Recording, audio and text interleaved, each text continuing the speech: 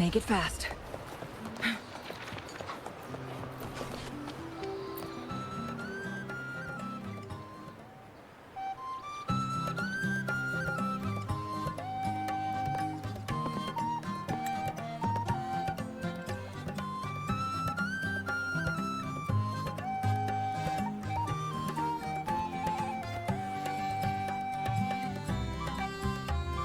Rover, fancy running into you here.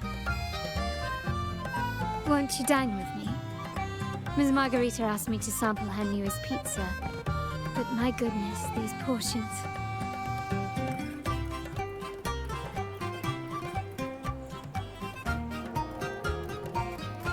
Did you hear what the Order's acolytes found while clearing the abandoned library? A manuscript of a poem with an accompanying music sheet.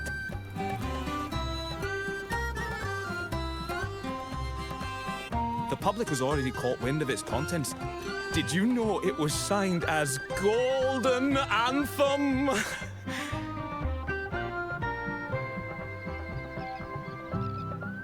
They say it was their last work, written aboard the Pilgrim's Sail. I reckon the original finder fished it out the sea and put it in the library, not knowing what it was. Shh, quiet. They're criminals. Best not mention them in public.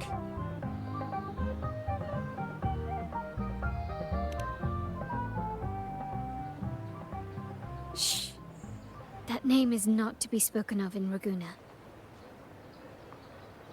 Simply put, the Golden Anthem was once a renowned poets' society. Their 3 members were once the Sentinel's cantors, but the Order banished them for insulting the divinity. Allegedly, their pilgrim sail caught fire and none on board survived, and thus their last known work disappeared. Well, since the manuscript is no longer secret, how does the tune sound? Give me a second.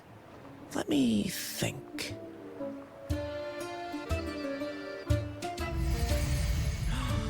Hear that? It's exactly what they're playing now.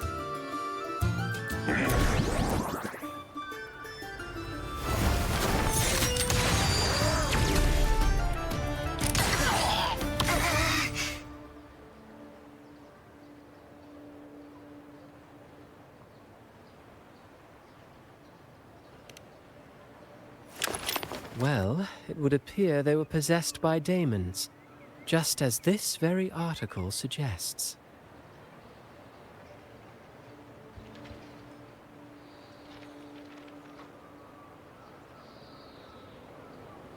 Friends, it's been too long.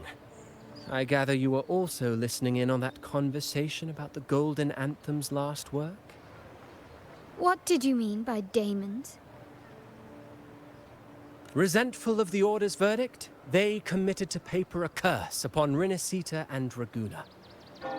Those favored by the divinity were the most willing to raise the blade of rebellion, for they alone knew how to make divinity bleed and doctrines crumble. Though they died in exile to a great fire, their resentment festered in their music and poetry, transforming into horrors known as Daemons. Like the fire that dragged them to hell, these Daemons will spread throughout the land and burn all of Raguna. This article was recently published in the Raguna Literary Journal. Quite the perspective, wouldn't you say? Vengeance born of resentment. Such dark and twisted characters are hard to resist. Perhaps someone unwittingly played that tune just now and opened the plushies to possession by the Daemons. Then again, it's all conjecture. Those in the Poets' Society died years ago, and who's to say what really happened?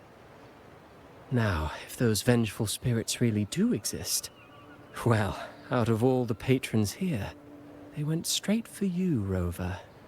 Curious and curiouser. By the way, it just so happens that I made a copy of the Poets' Society's last work. Here, take it.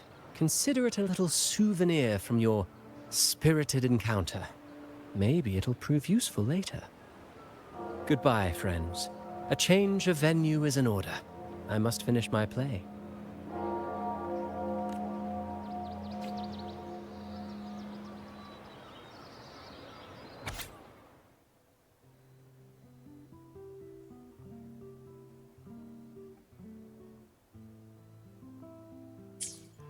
Like the fire that dragged them to hell, these Daemons will spread throughout the land and burn all of Raguna. Unverifiable, yes, but not entirely dismissible. That said, a peculiar entity did indeed manifest, and it attacked you. So, let's start at the very beginning. I have a friend who's an expert in deciphering music. I believe you've met her before. She who resembles Topaz should still be near Whisperwind Haven at this hour.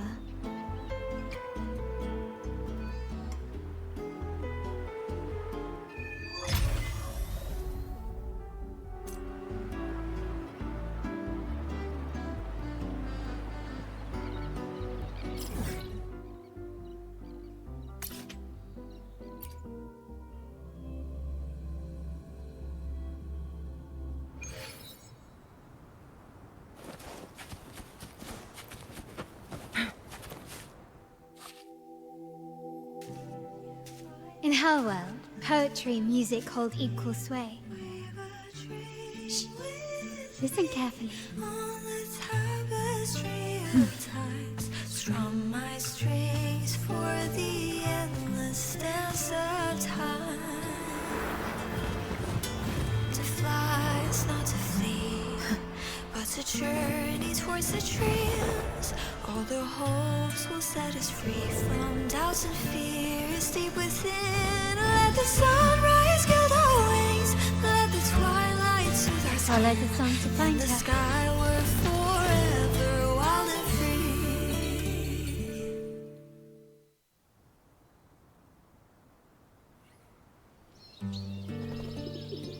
free. Rover! Carlotta! It's been too long.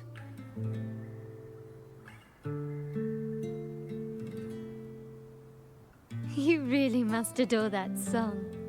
I remember hearing you sing it when I was little.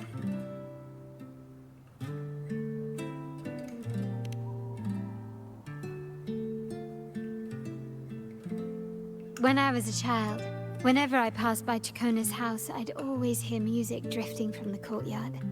Lively, spirited, and so full of emotion. I remember it well.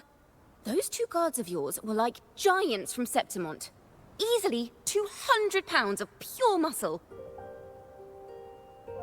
Back then, Ciaccona's family conducted the Order's choir.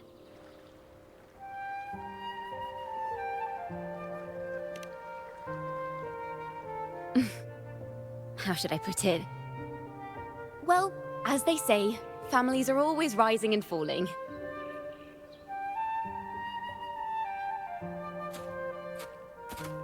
But a song is a song, whether sung in a grand hall or beneath the open sky.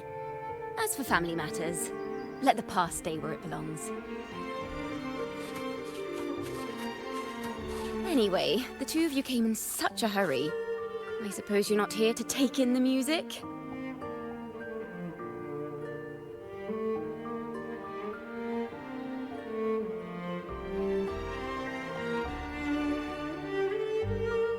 Oh, so you eavesdropped on a man rambling on in C3 Sharp, and then, poof, out pops a monster.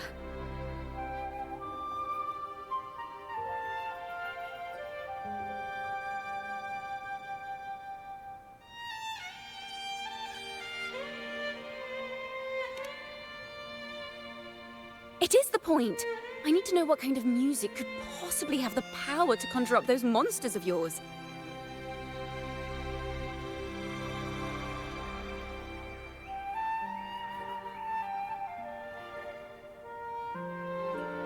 The Golden Anthem. That name should never be spoken. They're criminals. To conspire with them is to risk banishment at sea. Or worse.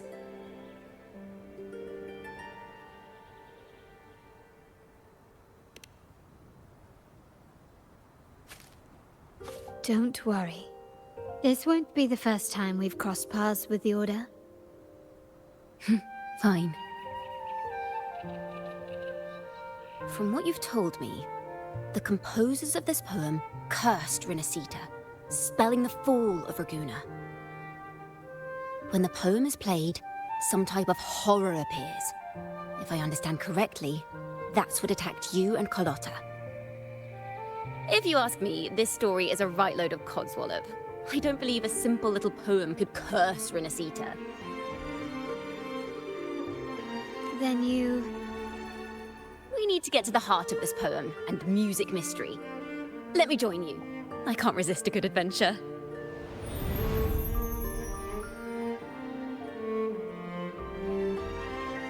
I'll help you find the link between the music and those Daemons. But in return, I want you to hand these pages to me for safekeeping.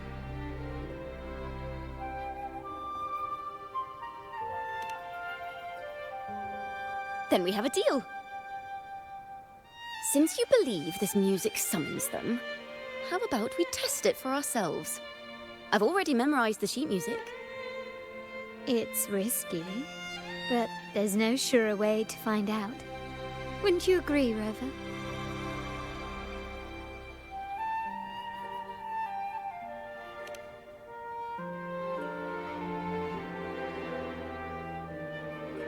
The final work of poets banished to distant seas and condemned to death. What, I wonder, did the verses forged in flames truly sing of?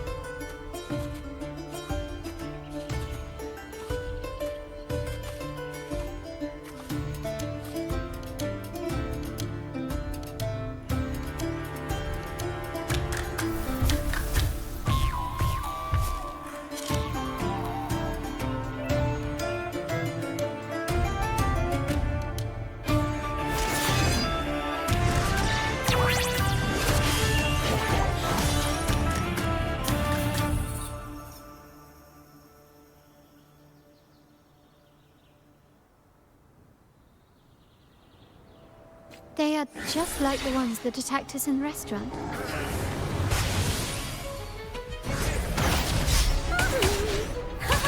Solo time! Ta-da! A grand overture!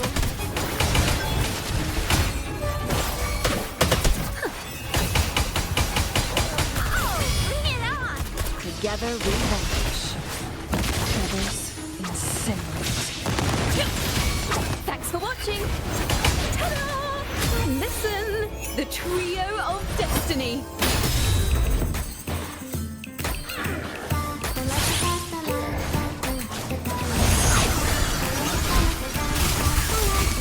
Oh, bring it on! Time for some hot action!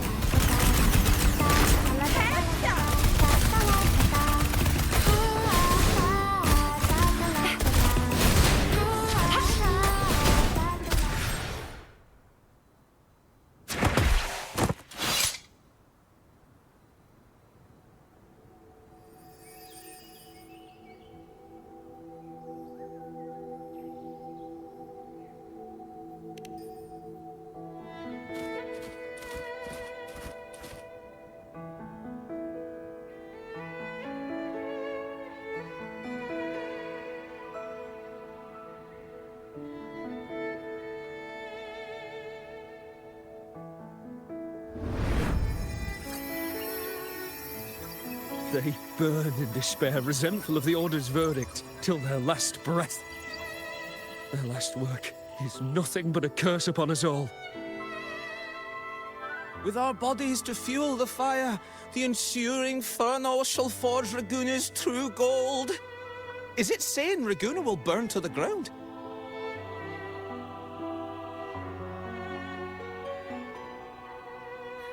They wanted their resentment to echo through the streets. Just by reading this, I can almost see their terrifying faces in the fire. These voices. They're people of Raguena, aren't they? I think I heard Mr. C3 Sharp in the mix. If the poet's resentful souls gave birth to Daemons, then shouldn't they sound like the poets themselves? Those voices were just people who read or heard their work. Perhaps the voices themselves are what causes the Daemons to manifest.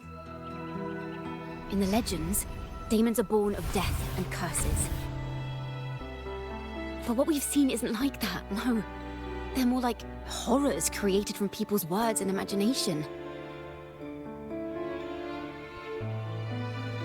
Of course, I'm just speculating. The voices were somewhat muddled. Perhaps I can refine the melody. This time, we need to listen harder. Let's find out what the true story really is.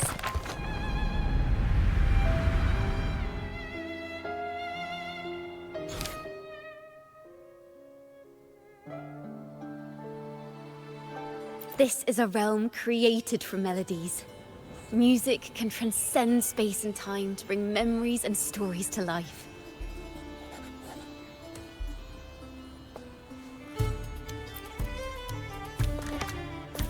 No. Normally, you can't perceive the frequencies in a melody. But that manuscript lets you see the world as I do. That part with the Daemons should be right here. They burn in despair, resentful of the Order's verdict, till their last breath. Their last work is nothing but a curse upon us all. It's the same as what we heard before, but now I see something. A balance scale with a crowd of people standing on one of the pans. What are they weighing? The two sides of the scale represent differing perspectives. Once a work is made public, its meaning no longer belongs to its creator alone, but is shaped by the interpretations of its readers.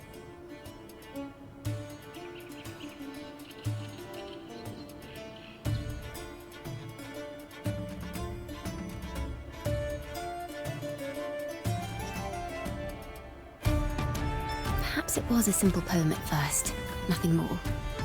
But then that article claimed it was a curse upon Raguena. Given that members of the Golden Anthem were banished on the Pilgrim's sail and died in a fire, the notion quickly took hold. No one knew exactly what happened, so they filled in the gaps with their imaginations. With motive and a complete story. Perhaps that's all it took for a lie to become the truth. Each time someone plays their last work, it summons Daemons. This is the Golden Anthem's revenge and curse upon Raguena. But still, words and imagination alone cannot bring something into existence.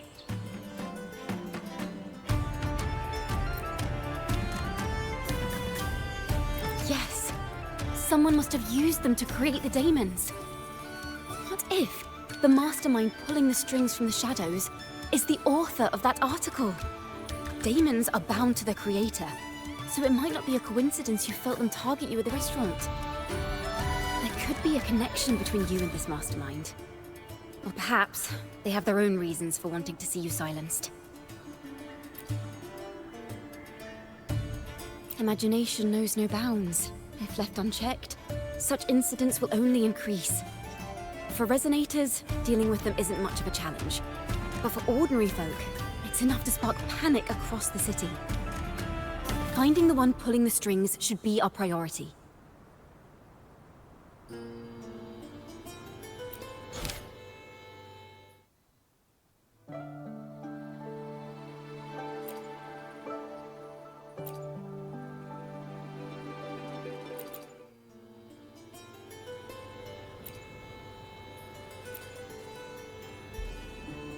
If the Daemons are born from the public's imagination, then things will shift once we catch whoever is responsible for starting this in the first place. This mastermind has gone to great lengths to twist the facts, stirring fear and turning it into resentment. Maybe an attempt to cover up certain stories about the Poet Society. He must be tied to them somehow. If we can learn more about the Golden Anthem, we might be one step closer to catching him.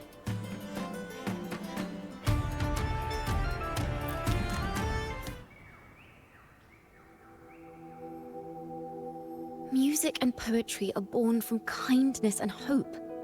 Yet now they've been twisted to create these monstrosities. Whoever is behind this won't just sit back and watch. The thought of confronting them is already inspiring me to write a ballad. What should I call it? Which instruments would fit?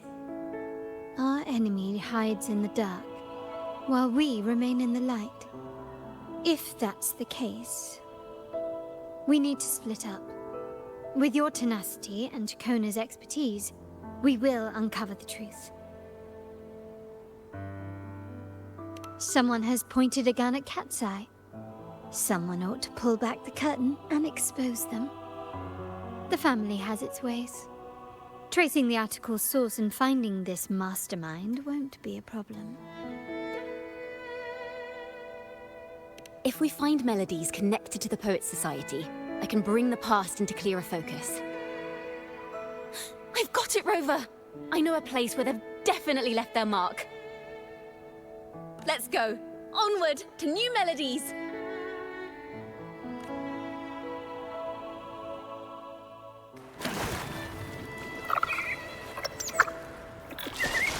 I really admire the wind. It's free to go anywhere without restraint. If only it could carry my poems into the hands of everyone across the world.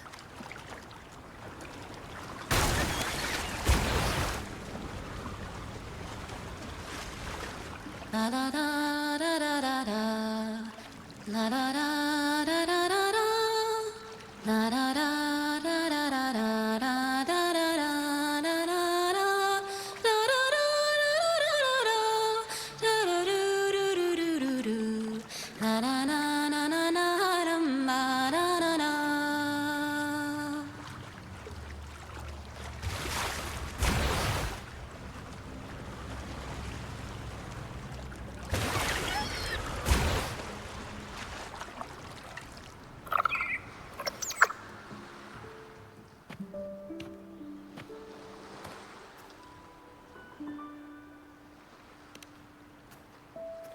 Ta-da!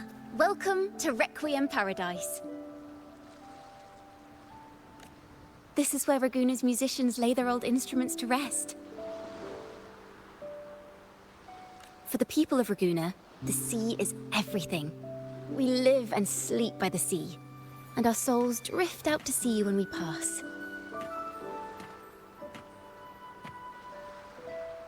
Since an instrument is an extension of the musician, it's only fitting that it's buried by the sea. May its dreams be long and sweet before returning to the waves. I'm certain this is where the poets of the Golden Anthem laid their instruments to rest before their banishment.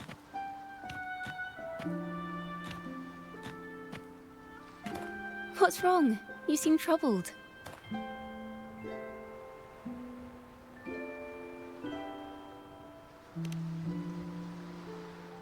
Is that what's been on your mind this whole time? I say, if the answers aren't coming, let it all go and clear your mind. To be honest, I haven't found any leads either. But worry not. This is what we bards call a bottleneck. Once, I spent 3 days just trying to find the right words to describe a tree. Couldn't do it. Not one word. So, I stood under that tree and prayed for an apple to fall on my head. You know, just like in those stories where inspiration strikes after an apple hits you. And, well, at least you get a snack out of it.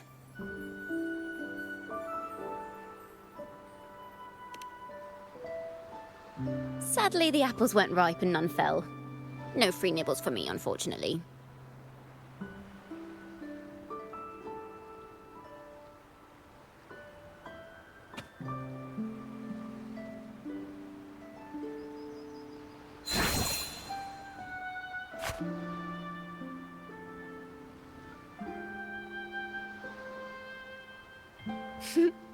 Try it.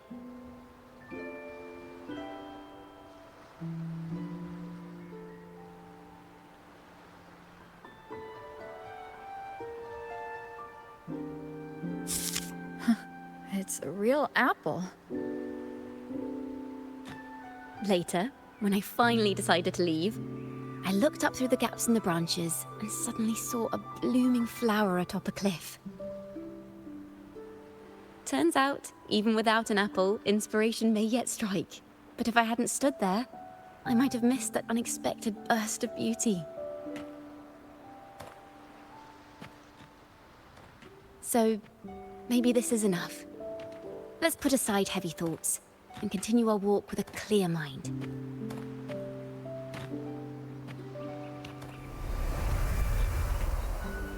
I'm starting to understand why Carlotta calls you Topaz.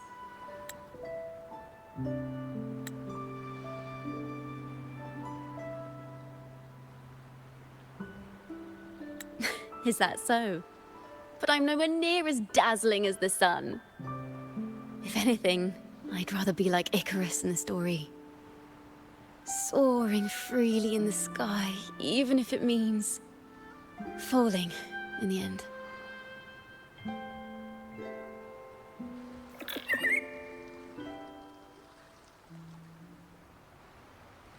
I sense the melody of an instrument close by.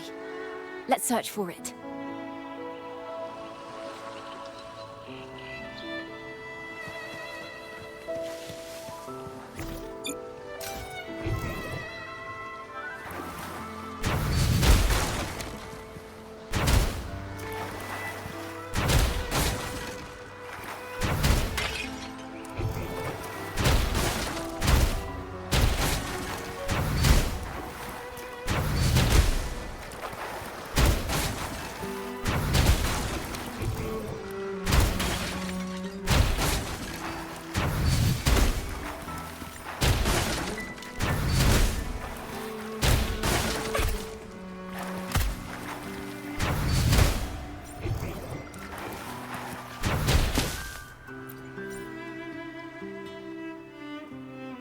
Is that a lute? Its echoes are faint. Perhaps because it's been abandoned longer than the previous two. I'll need some time to decipher it. Wait. The sound may be weak, but there's an undeniable strength to it. Rover, behind you!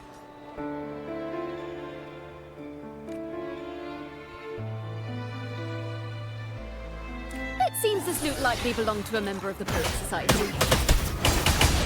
Which is to say, it holds the melodies they left behind. Overture!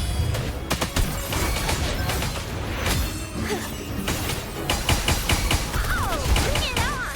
Together we vanish.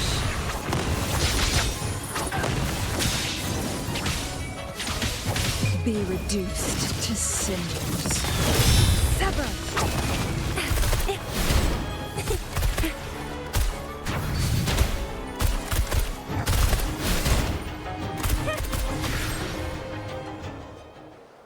The timbre also matches. I believe this lute is exactly what we've been looking for. Sometimes, even when the instruments are the same, the performer's mood can change the entire sound.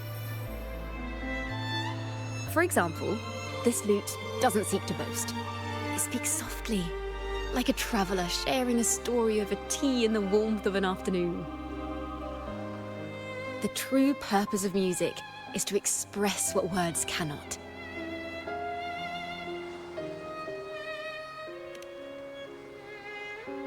Rover, if there's something you want to say but can't put into words, if you sing it, maybe I'll understand. But I haven't even heard you sing yet. Me? Perhaps another time. Once all this is settled, I'll perform for you. Be sure to listen closely then. Now, it's in the lute's hands. I hope this melody holds a tale worth telling.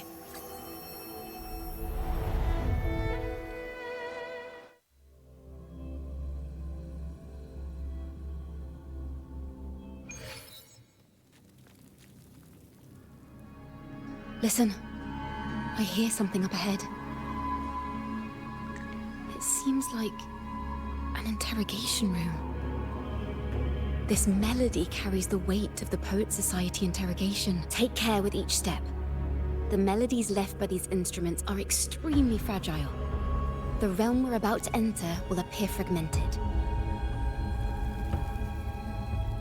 We may find ourselves straddling vast rifts in time and space. A single misstep could draw us into other melodies, leaving us lost within them.